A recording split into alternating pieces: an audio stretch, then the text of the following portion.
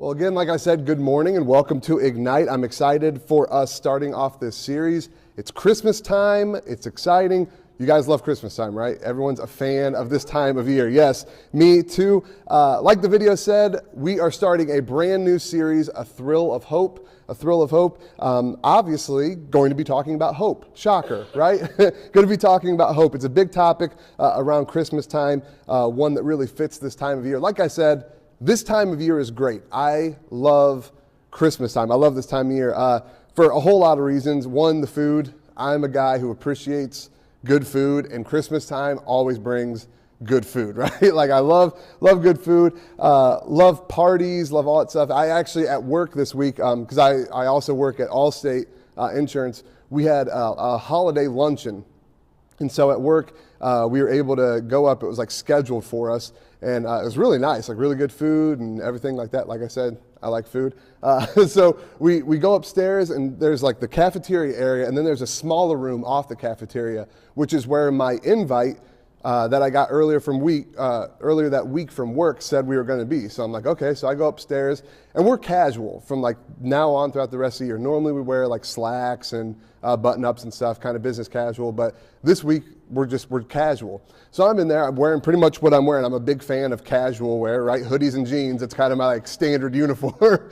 So I go upstairs, I'm like rocking an outfit like this, and I go into that room and like everyone else in there is like wearing like legit like power suits and like pantsuits and like looking really sharp. And I'm like, well, this is kind of weird. But then I thought, well, you know what? There's multiple floors to the building, and not everyone on different teams has the same kind of set of dress code. So I'm like, oh, these are probably people from upstairs who like they have to dress like this and they have to like wear certain code of like conduct, right, of what they're dressed like. So I wasn't really thinking anything of it, but I'm not seeing anyone else I know, like no one else from my floor. I'm like, don't know you. This is kind of weird. So I'm standing there, everything's super nice. Like, I mean, crazy nice. All the napkins are folded to look like Christmas trees. Like it's gorgeous. So I'm standing there. And eventually, like, someone comes over and, like, kind of awkwardly is like, hi, how are you doing? And I'm doing good. And she, great. So who are you? I'm like, I'm Jacob. I work in the claims department. She, oh, claims department. You're not supposed to be here. I'm like, oh, well, then I'll be on my way. So I, like, ducked out. And in the cafeteria, that's where, like, all of my team was. I just didn't know it. We were, like, around the corner. Evidently, they changed our rooms, but didn't send out a new email about it. So I'm over there and I'm talking to people, and like the boss of my department, Randy, he's in there, and he was sitting at my table, and we were kind of laughing. He said, there's like some pretty big wigs in there. He said, like, there's a guy in there who's probably like 2 steps away from the CEO of Allstate. He's like, you should have just stayed in there. He's like, who knows, you could have talked your way into a promotion or something like that. So pretty funny. But like I said, I love Christmas time. I love the parties. I love the food. I love everything. This whole time of year, the whole season, I always look forward to it. Looking forward, anticipation, being excited about something. That's what this series is about, because that's what Christmas is about. It's one of the biggest themes of Christmas is looking forward. Christmas is about looking forward. Think about it. It starts November 1st, doesn't it? I mean, like, we are taking off our Halloween costume and putting on an elf hat. Like, it starts that quick. Like, we get that excited about Christmas that soon. You go to stores, and the day before, there's Halloween stuff everywhere, and there's spooky stuff, and there's, Halloween Oreos out and all these different things. You go there at 12:01, like right around midnight on November 1st, everything's changed. It's all Christmas. The buildup starts that soon. Everyone is looking forward to it. Think about it. No other holiday has that same kind of anticipation, does it? There's not a single holiday that rivals Christmas. Now, Halloween, people start building up for that pretty early, but nothing like Christmas. I mean, nothing like Christmas. There's such an anticipation and people looking forward to it. It's 2 full months of people just being excited for this day that's coming. And I mean, you don't get that with the 4th of July, right? The 4th of July, Memorial Day, days like those, holidays like that, they just kind of sneak up on people. I mean, how often has it happened to you? I know it's happened to me where I'll be like, wow, the 4th of July, that's this week? Like, that's this week, or Memorial Day's coming up already? How did time fly by this fast? I didn't even realize it. No one's saying that with Christmas. I have yet to ever hear anyone say, whoa, Christmas is this week? I had no idea. It's not like I've been hearing it everywhere or seeing it everywhere or have everyone talking about it. No, you know that Christmas is coming up because everyone's excited. There's that anticipation in that build up for Christmas. Now, build up looks a little bit different for adults and kids, right? The anticipation, it's a little bit different. Whenever you're an adult, it's a little bit more panicked, isn't it? Right? Whenever you're like, oh man, Christmas is coming. Whoa, okay. Got a lot of presents to buy, got a lot of things to put on the schedule. I've got a lot of places to be. Maybe you've got I've got family and friends who live out of the state and some out of the country. So they're coming back. And so you're like, okay, well, I've got to make sure I see them before they leave again, because who knows when I'm going to get to see them again. So it's a little bit panicked. You want to do everything. You're trying to fit everything in. So you're knowing Christmas is coming. You're like, oh my goodness, it's flying by, and here it comes. And I've got all this stuff I have to do, all this anticipation and excitement for what's going on. If you're a kid, it's like the polar opposite. It does not fly by. You're like, when is it going to be Christmas? Like, when can it be the 25th already, right? You're dying by degrees waiting for it to be Christmas. You just can't wait. Every day you wake up, it's one day closer to Christmas break from school, which is like the best. Then you wake up the next day, it's one day closer to actual Christmas where you're getting your presents, and it's awesome. There's that anticipation, and there's that build up. I remember as a kid, like how we would kind of track the build up towards Christmas. Has anyone ever seen those chocolate advent calendars? They're like the cheapest kind of chocolate, which means they're the best kind of chocolate. They come in like this little, it's just a flat like cardboard box, and it's got like a Christmas design on the front of it, and it's got 24 little slots, and you like take one off for each day. Some of the Christian ones, they'll have a verse from the Christmas story on the back of it, but then there's a little chocolate on the inside. And so my mom and dad, every year they would go to Mark's and they'd get one for me, my brother and sister, and that would be how we would like track our anticipation leading up into Christmas. And man, I can remember they would buy me two. Like I'd get two calendars because I'd have like my actual calendar that's really tracking the days, and then the calendar that I just like eat that day, right? So like one calendar is actually tracking the real passage of time. The other calendar, I've got like time travel going on, right? Like I'm shooting into the future on a sugar rush because I've downed this entire thing in like a 3-hour period. But I remember tracking that and being so excited, seeing that design on the front having more and more spots missing, because that meant Christmas is coming. It was exciting. I was looking forward to it. Now, whatever side on the spectrum you are, if you're someone who's like, you cannot wait for it to come, or you're someone who you're like, it's a lot of stuff I got to do. If it could like be pushed off a little bit, that'd be okay for me. No matter where you are on that spectrum, guess what? It comes. Christmas comes. It still comes every single year. We have yet to have a year where we have December 24th, then we wake up and it's the 26th. It hasn't happened.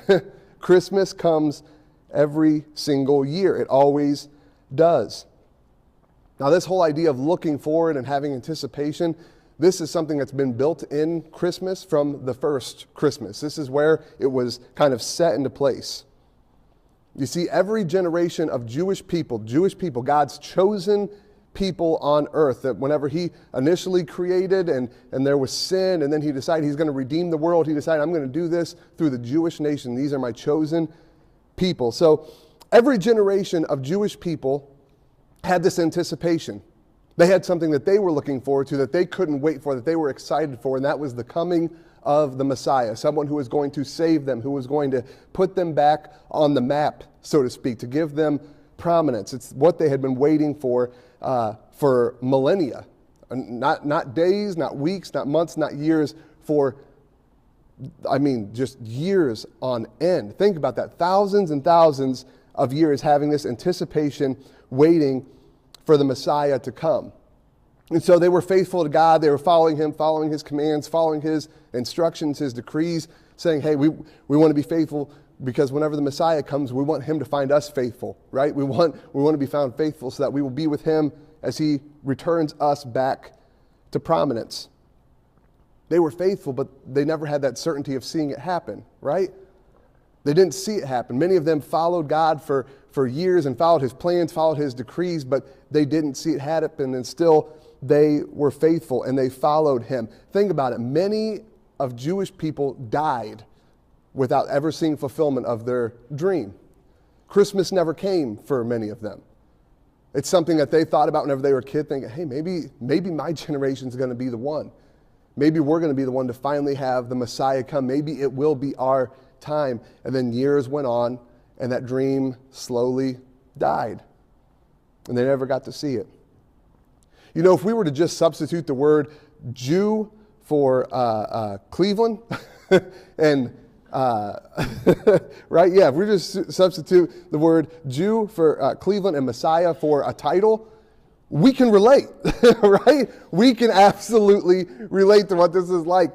On a different scale, I will say, yeah, apples and oranges, but it's similar in the same way that, I mean, how many Cleveland sports fans have there been who have, they may have been alive for the last championship in '64, but they died before 2016 thinking, there's no way I'm going to live my whole life without seeing another one, right? You have some people who had gone their whole lives being born after 1964's Cleveland Browns championship, not seeing a title and thinking, am I ever going to see this before I die? Like, am I ever going to have this fulfillment, this what I want to see happen? I know it sounds funny because we are talking about sports, but there's actually a lot of stories that are just, they're heartbreaking of sons who they grew up watching Cleveland sports teams with their fathers and so badly wanted to see a championship with their dad.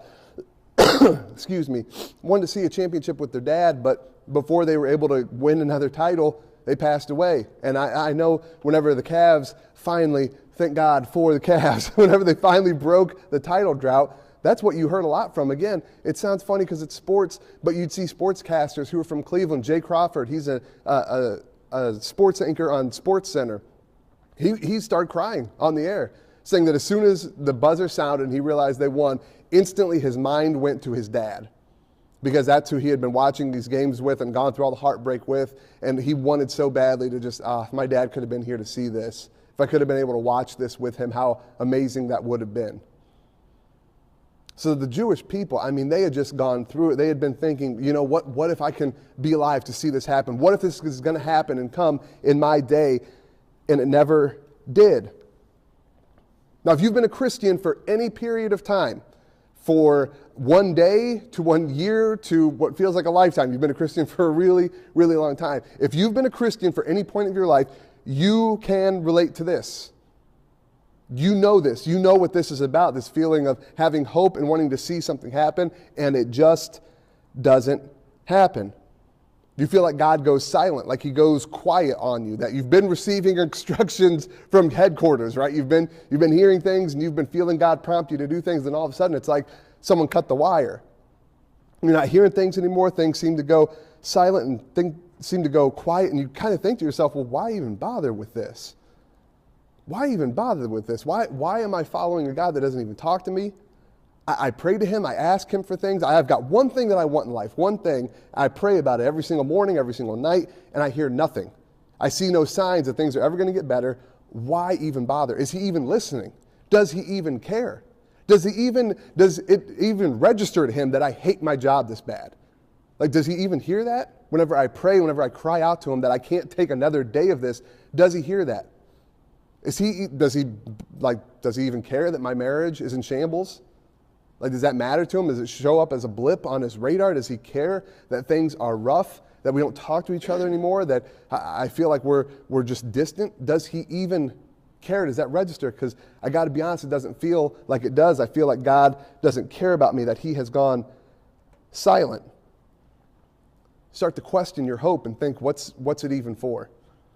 What's it even for? Why does it even matter anymore? Why am I looking forward and anticipating to anything whenever I know it's probably not going to happen? Is that you? Has that been you? It's been me. It's been me, and I'm sure it's been you before. It may not be you at the moment, but it's been you before, and chances are it'll probably be you again at some point in your life. So if that is you, then Christmas and the Christmas story is for you, and it's about you, because it's our story. So what we're going to do, we're going to start, and we're going to be reading from Luke, the Gospel of Luke, starting in chapter 1. We're going to be starting at verse 5 through 7. So we're going to be looking at the story of a man named Zechariah. A man named Zechariah. We have it up here on the screen, so feel free to read along with me. Luke writes, in the time of Herod, king of Judea, there was a priest named Zechariah who belonged to the priestly division of Abijah. His wife Elizabeth was also a descendant of Aaron. Both of them were righteous in the sight of God, observing all the Lord's commands blamelessly. Think about that. Observing all the Lord's commands blamelessly. Imagine if someone were to just follow you around 24/7 and they had to give back a report. And they said, hey, I can't find anything with this person. I can't. I'm trying to dig up dirt, but I can't. What if we had a presidential candidate who they just couldn't find dirt on? Everyone's gunning for him. Everyone's trying to find something wrong about them. We just came off this election cycle, right, where they're hiring protesters on Craigslist. They're putting out ads telling people, hey, go out and protest. They're doing anything they can to disrupt, to make things hard, to find out dirt on people. Imagine if someone was trying that hard for you and they couldn't find anything. That's Zechariah.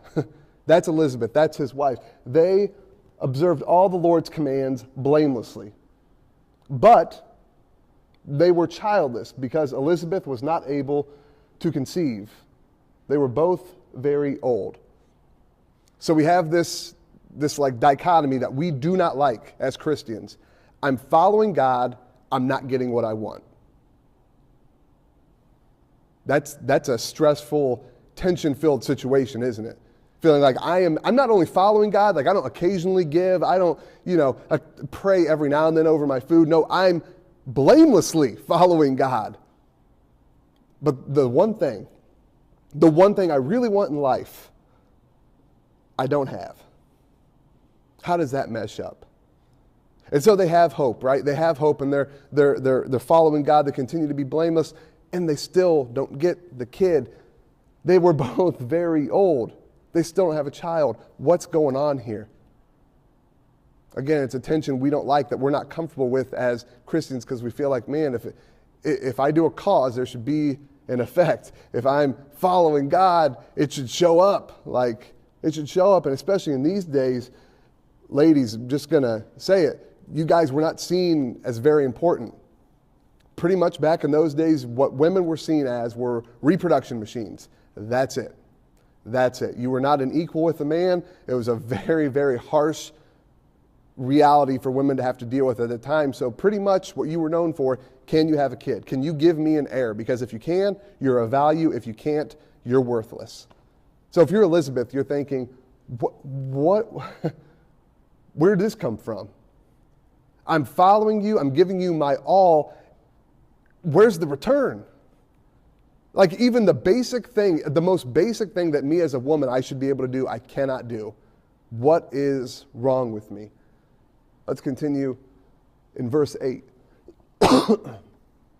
Once when Zechariah's division was on duty, Zechariah again is a priest, so he has a specific division he is a part of. Once when Zechariah's division was on duty and he was serving as priest before God, he was chosen by lot. So he was chosen. They would kind of gamble to a degree to determine who would be chosen. He was chosen by lot according to the custom of the priesthood to go into the temple of the Lord and to burn incense. And when the time came for the burning of the incense, came, all the assembled worshipers were praying outside. Then an angel of the Lord appeared to him, standing at the right side of the altar of incense. When Zechariah saw him, he was startled and was gripped with fear. He was gripped with fear, right? So we've got this story playing out. So we know who our characters are. There's Zechariah and Elizabeth. They've been following God. They've been doing everything that they're supposed to do. They feel like God hasn't followed through. They've had this hope. They've had this thing that they're looking forward to, a child, and they have not been able to conceive. So into this situation, an angel of the Lord appears and scares Zechariah witless, right? He's just scared out of his mind. Let's continue with the next set of verses. But the angel said to him, "Do not be afraid, Zechariah. Your prayer has been heard. Your wife Elizabeth will bear you a son, and you are to call him John. He will be a joy and a delight to you, and many will rejoice because of his birth. For he will be great in the sight of the Lord. He is never to take wine or other fermented drink, and he will be filled with the Holy Spirit before he is born. He will bring back many of the people of Israel to the Lord their God." What an incredible thing to hear. if you're Zechariah. Now, one thing that really stands out to me is the last line. He will bring back many of the people of Israel to the Lord their God. This is a very significant verse here because what has happened, let's just look at what's going on through the history of Israel, okay? So, back at the very start of everything for the nation of Israel, there is a man named Abraham. This man is chosen by God to start a nation that would one day become the nation of Israel. God chooses this man, tells him, hey, I'm sending you out. You are going to be the father of a great nation of people. The nation will be Israel.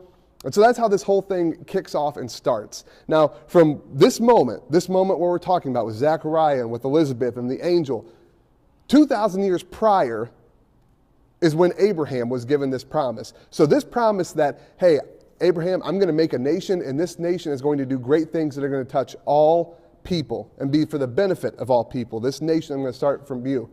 So this is a 2,000-year-old promise. Think about that, a 2,000-year-old promise that they're waiting to see come true. So you start with Abraham and you start going through the nation of Israel, and they're trending upward. They start with one guy, but they gradually start growing and growing. Before too long, they become a full-out kingdom. There's a man named Saul who becomes king over what was once this small ragtag group of people led by Abraham. Hundreds of years later, this guy Saul enters the picture. He becomes king. And then David takes over after him, and he takes the kingdom even further. And then David's son Solomon takes over after him, and he takes it even further. The nation of Israel is in its golden age. If you think God has made a promise saying, hey, the nation of Israel, I'm going to do something great through you, you'd think that would be the time. If I'm going to do something great through the world, through the nation of Israel, it's probably going to be during our heyday. When things are going good, when we have influence, we've got a powerful army, we've got kings who've been doing a great job, we've got a lot of money, we're doing fantastic. This is when God's going to come through and do something amazing for us. And then all hell broke loose. After Solomon's reign, things went insane in the nation of Israel. From the moment that Solomon left power up to the moment that we're reading about today, 25 different people led the nation of Israel. Just, again, we can relate, right? Sounds like the Browns. Every other year, there's someone new in there. There's another person in there leading things and doing their own style. That's what happened with the nation of Israel. It's like every other day, there's a different leader in there. And some of them were good, but a lot of them were bad. And they led Israel down a terrible path that eventually ended up in their kingdom being destroyed. Their kingdom split into a north and south kingdom, then a civil war. And then both kingdoms were eventually taken over where the Jews didn't even have their own country anymore.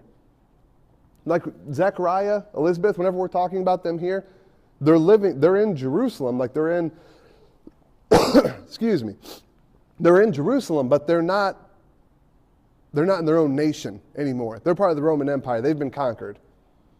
So if you're a Jewish person, you think, well, our time came and went.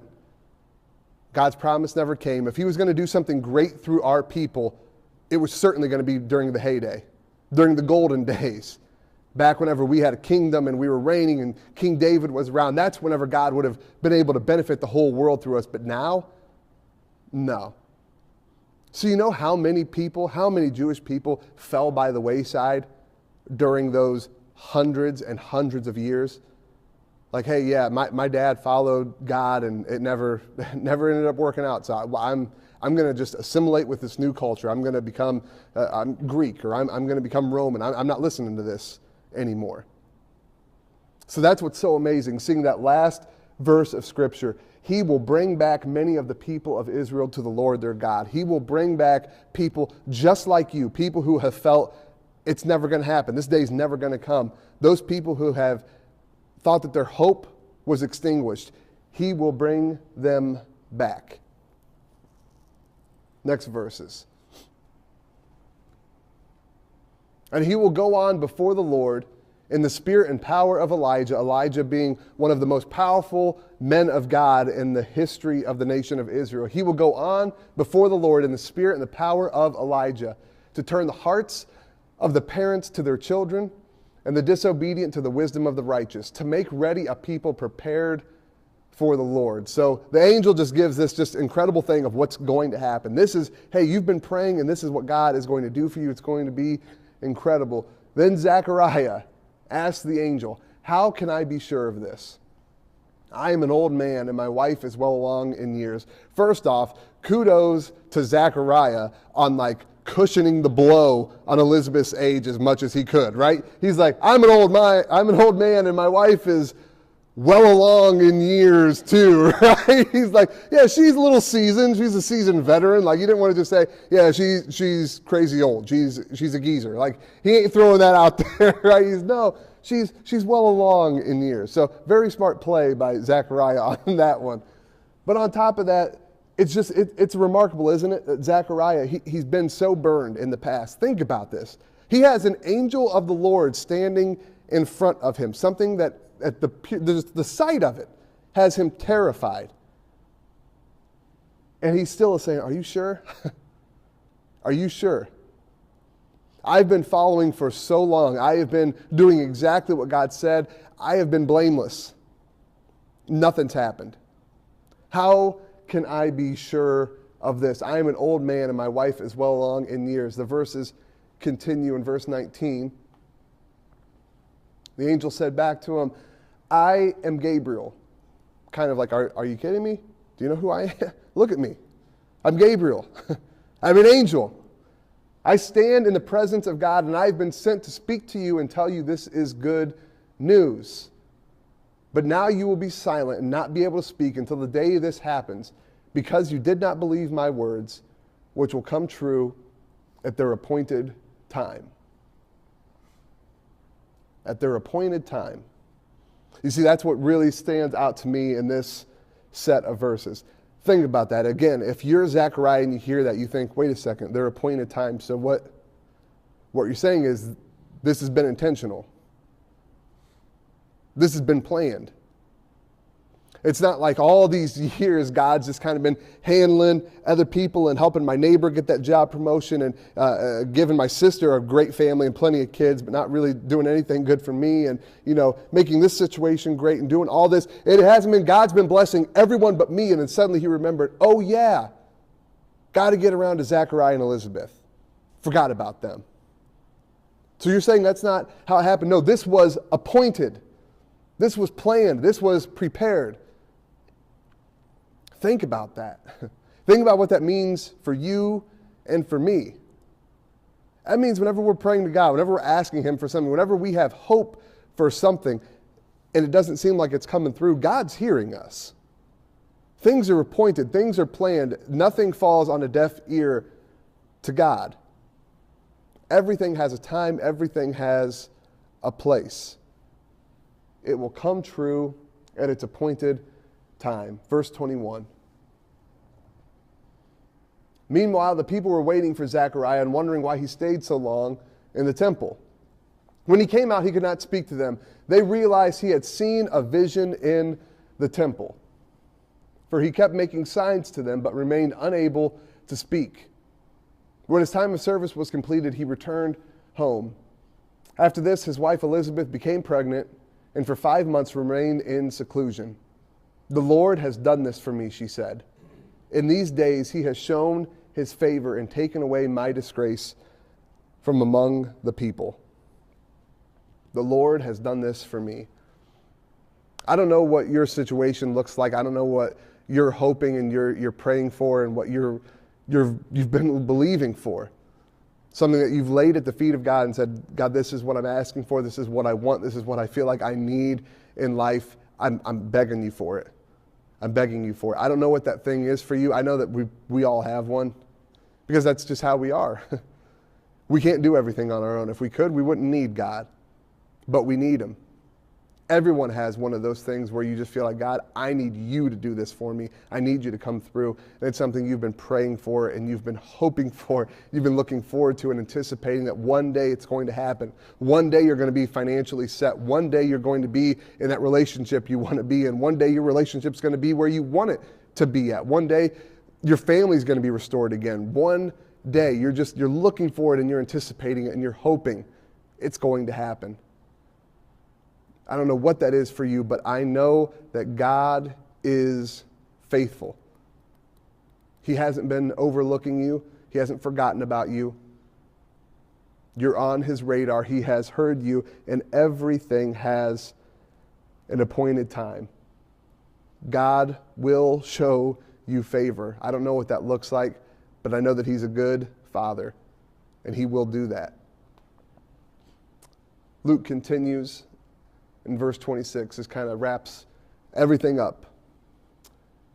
In the 6th month of Elizabeth's pregnancy, God sent the angel Gabriel to Nazareth, a town in Galilee, to a virgin pledged to be married to a man named Joseph, a descendant of David.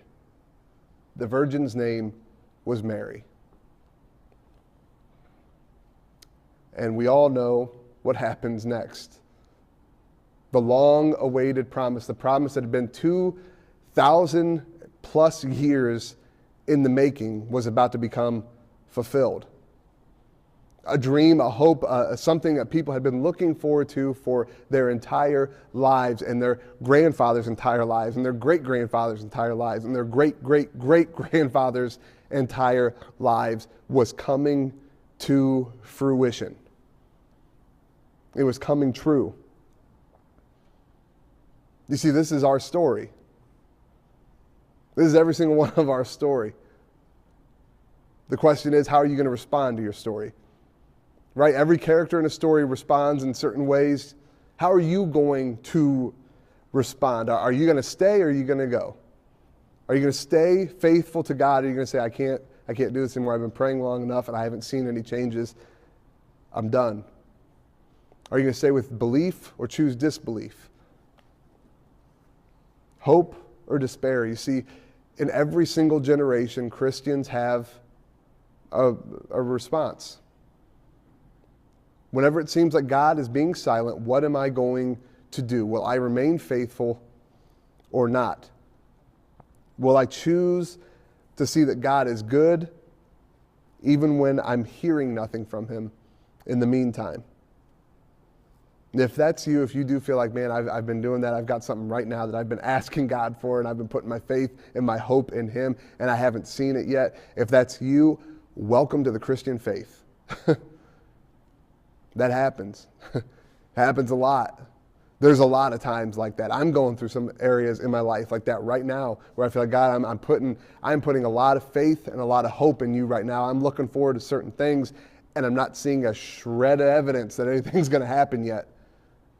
But I'm hoping, and I'm praying, and I'm keeping my faith in you. Is that what you're going to do? Are you going to continue to follow in spite of what you may see in the moment? Are you going to be a part of that remnant that remains faithful? Even if things don't look like God is listening to me, I'm choosing to believe that he is. Christmas is the ultimate reminder that our trust in God is never misplaced. Never. You can never put your trust in God and have to worry about him not coming through. God may be silent, but he's never uninterested. He may be silent, but he never doesn't care. He's listening. And if there's anything that proves that to us, it's the cry of a baby in a manger in Bethlehem. God cares. He cares about me. He cares about you. He cares about what you're going through. He is listening to you. It makes me think of, and we'll close with this, the name of the series that we're in, A Thrill of Hope. You've probably heard that phrase before. It's one of the most popular segments from the Christmas carol, O Holy Night. It talks about a thrill of hope, and just before that line comes up, there's a specific set of lyrics that says, long lay the world in sin and error, pining. So long lay the world in their own sin and our error, just pining, longing for something to happen, longing for someone to come, having this hope, this expectation, looking forward to something changing their circumstances. And in the midst of that hope, in the midst of that despair, in the midst of that frustration, there was a thrill of hope, and that's Jesus Christ. And I want you to know, I don't know what you're going through, but I do know that he's good, he's faithful, and he is the hope in your life. So whatever you're praying for, you're asking God for, don't let it go. Stay on it. Stay like a dog with a bone. Continue to ask God, continue to follow him. He will never, ever let you down. Let's pray. Father God, we thank you so much for just for being faithful. There's really no other way to put it. You're so incredibly faithful to us.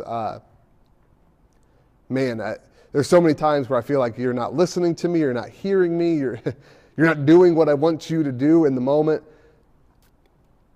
But God, I know in my heart of hearts that you are hearing me, that you are listening, and that you are interested, that you love me and you care for me, and that everything in my life is not going by you unnoticed, that you are taking everything into account, and that you'll make everything work together for my good. That's what you tell us in the book of Romans 8:28. You tell us that all things will work together for our good if we are following you.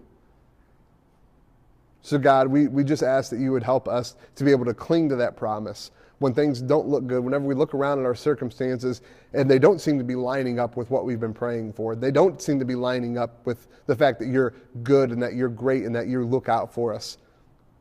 Help us to be able to see with your eyes, that we could see situations for what they really are, that we could see your love and your hand working through all of it.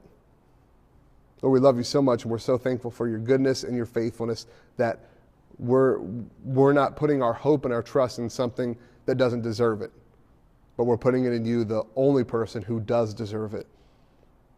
Jesus, thank you. We love you so much. We pray all this in your name. Amen.